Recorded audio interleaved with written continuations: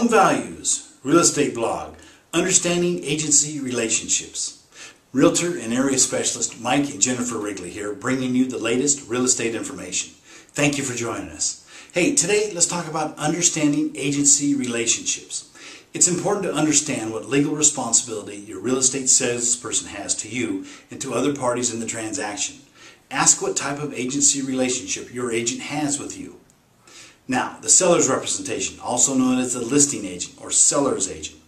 A seller's agent is hired by and represents the seller. All fiduciary duties are owed to the seller. The agency relationship is usually created by a listing contract.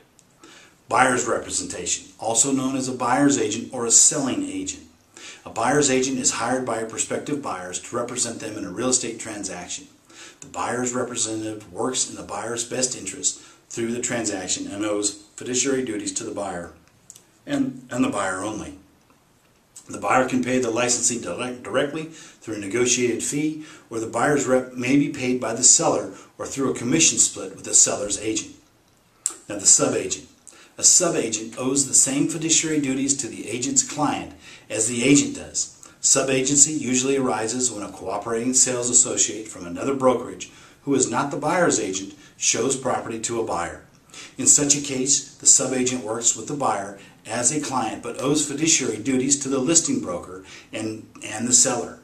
Although a subagent cannot assist the buyer in any way that would be detrimental to the seller, a buyer-client relationship can expect to be treated honestly by the subagent. It is important that the subagents fully explain their duties to the buyers.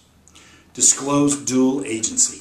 Dual agency is a relationship in which the brokerage firm represents both the buyer and the seller in the same real estate transaction. Dual agency relationships do not carry with them all of the traditional fiduciary duties to the clients. Instead, dual agents owe limited fiduciary duties. Because of the potential for conflicts of interest in a dual agency relationship, it is vital that all parties give their informed consent. In many states, this consent must be in writing, as it is in California. Disclosed dual agency, in which both the buyer and seller are told that the agent is representing both of them, is legal in most states, as it is in California. Designated agent, also referred to as appointed agent.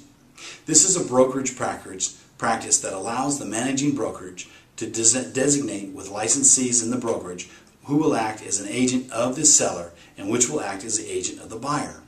Designated agency avoids the problem of creating a dual agency relationships for licensees at the brokerage.